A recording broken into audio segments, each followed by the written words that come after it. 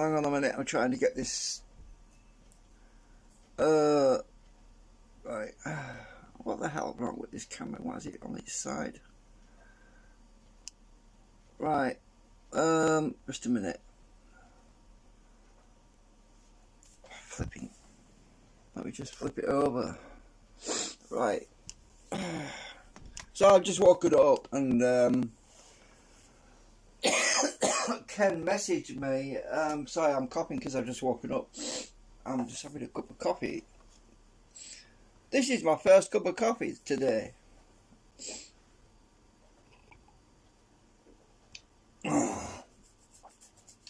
Ken messaged me and he was asking about containers I use for the acetone and the plastic glue I make.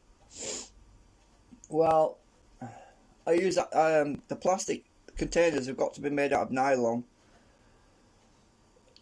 or there are other types of plastic you can use that don't melt with acetone. But for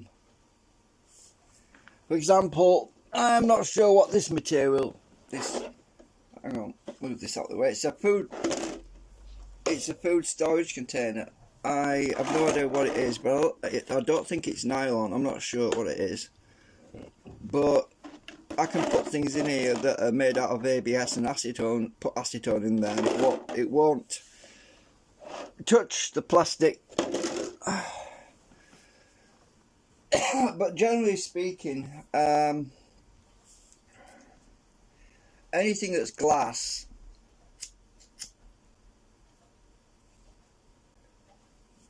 any material that's glass will not be affected, obviously.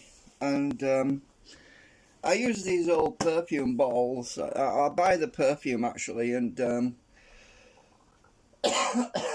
it's a bit of it's very much potluck, because you don't know what you're gonna get. Because when I say that, I mean the perfume bottles. Most of them are welded on. I mean riveted, crimped, so you can't get the caps off. But this particular perfume bottle, you can recycle it. So what I normally do is get a pair of pliers gently, because this is glass. This part is glass, this top part is plastic and aluminium or nylon. So you take the cap off, and then you have to find this aluminium ring that's on there. Now, if it's welded on, you're gonna struggle the first time you've taken these off. You're gonna struggle really hard. But usually what I do is gently, because you can squish these because they're just soft aluminium. So I just gently hold it in the pliers and twist like this and push against my thumb, and it comes off. Right, so that's the aluminium bevel that's on the top. Now the lucky part with these particular balls is that this is nylon, this top part's nylon, so it doesn't melt. And if I get my thumbnail under each corner, I can lift them off and refill them with acetone for my projects. But it's a bit tricky. I'll use this plastic, this nylon too, so if I just get underneath there, you can usually get the caps off. But if it's riveted on, if it's I'll show you a different perfume bottle in a minute if I can. You can usually get them off if you're careful, because the glass will break if you put pressure on it. So that's the thing with the pipe on it. So there's the pipe, and then you can put acetone in the bottle, because it's just a glass bottle. And this is what I usually use. I've got two of these bottles actually. I've got that one and that one, and they're both the same, and I've got acetone in both of them. And that's squirted then. So I usually use these because they're glass, and the acetone will be can be kept in there indefinitely. Really, it doesn't really leak out. But as for the syringes, they're just 3D printer, standard printer refill syringes. They're for ink. They're just ordinary inkjet printer syringes that you put the ink in. You suck the ink up to refill a printer cartridge with ink. Generally, they're made out of plastic. Now, when these break, because they do break, you can't mend them. I've tried. You can't mend them because I've got one here that's got my ABS plastic in it. So there's acetone and ABS plastic melted in here. Now, as long as they don't leak, you could keep the plastic in there indefinitely. But over time, they actually start to break. So as you can see, this one's broken at the back end. The syringe is starting to come apart right at the back. When I've been pulling on it, it's broken that off. And I'm going to have to buy some more at some point, but they're just standard inkjet syringes for refilling, so that's all they are. They're made out of nylon, but they do break eventually. They're not very good quality, they're cheap. You just get them off eBay. Any standard inkjet printer will be, they have to be made out of ABS. I mean, they have to be made out of nylon because they have to be springy to hold the plunger so it doesn't have any leak past on there, so it doesn't leak the fluids. And yesterday I did the bonding to bond the two halves of my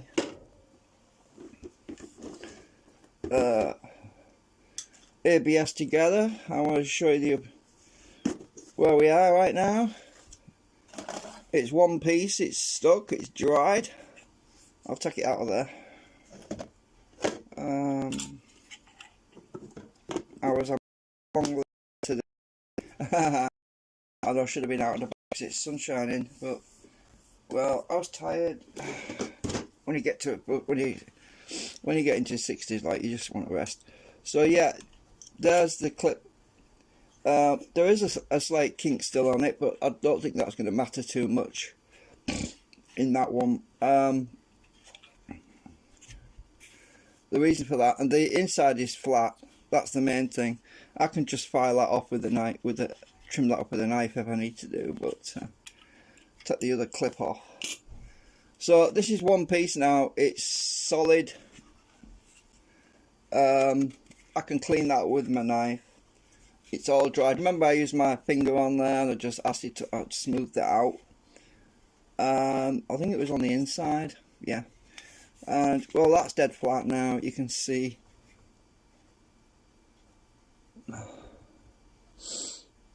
It's all nice and dry. Now, if you remember, I had to split this in half to make it wider because it wasn't wide enough.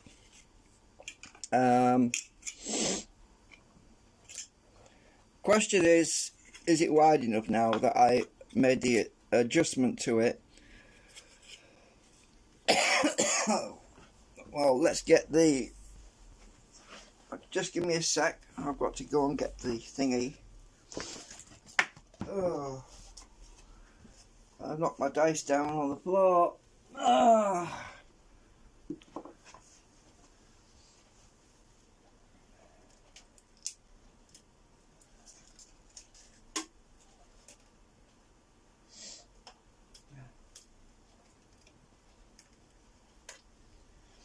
Right.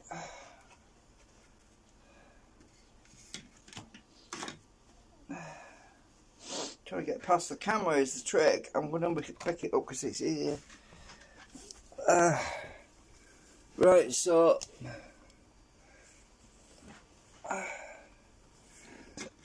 the canopy, does it fit? Do we have clearance now? I added 3mm to the width of that other one I printed, and the good news is it fits perfectly.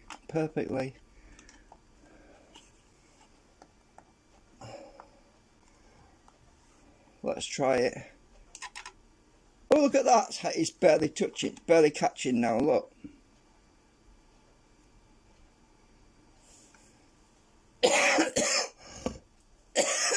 So, adding the extra 3mm has made all the difference to the width.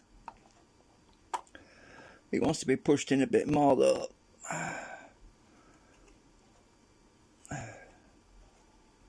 That is perfect. Doesn't catch. Absolutely bang on. So I can push down. Oops, that one's come out now.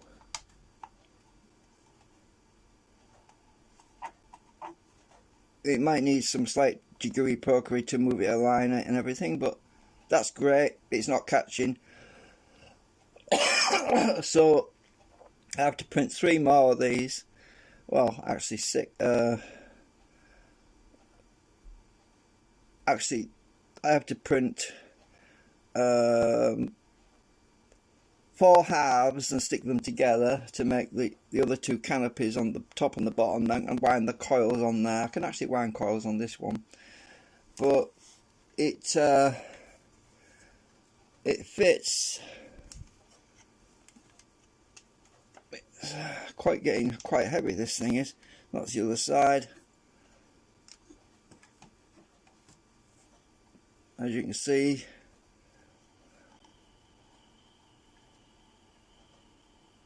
it's not catching. And clearance wise, let's look at the front. If you look between the gap, move the camera back a bit. How much clearance do I have between the rotor and the thing? It's about, I can hardly move this file up and down, which is good. That's good. That is about up and down. I don't know. Maybe it's about 3 times the width of my file, so it should be about probably 2mm of clearance across here.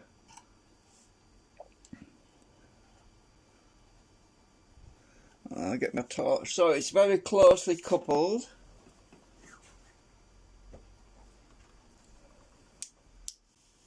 You can see how close that is around that edge there between this drum and the canopy. It's very close and it's not catching.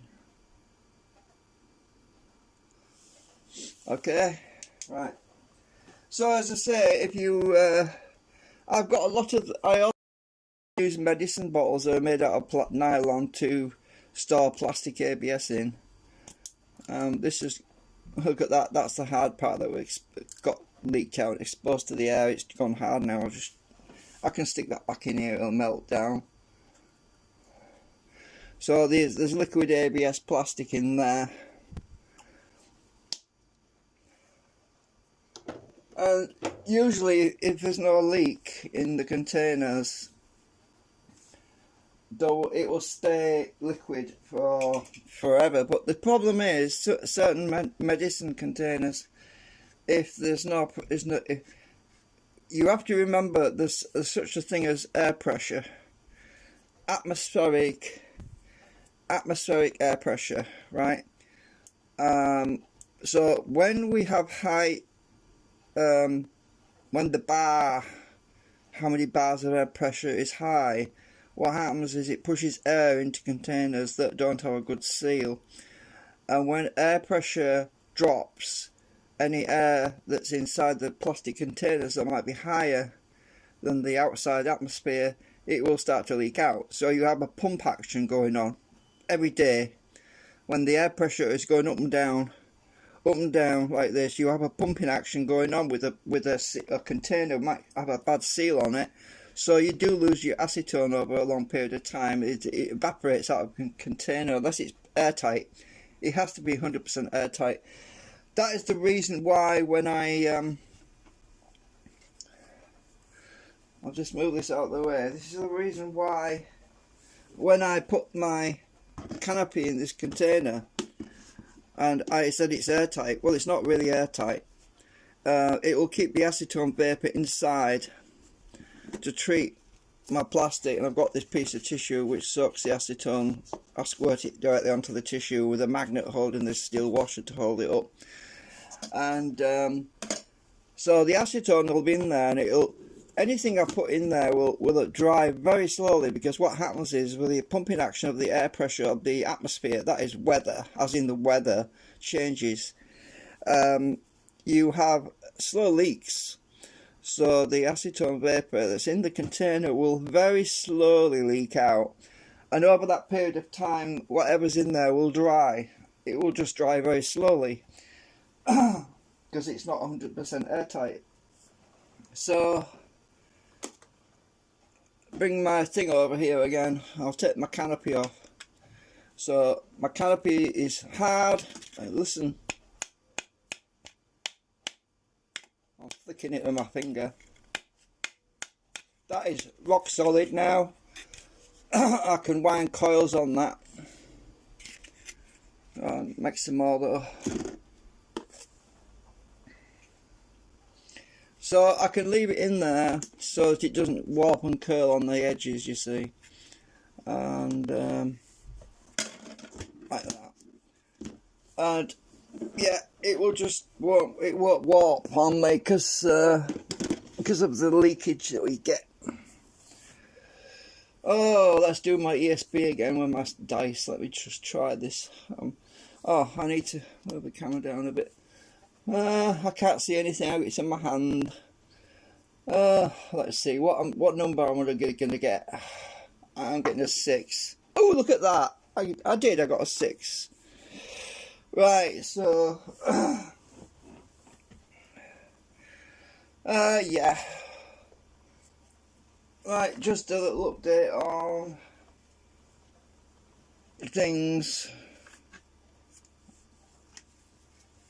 Anyway, I'm going to go and get my second cups of coffee and wake up a bit more. Just wanted to update on this situation where we are right now. Okay, bye for now.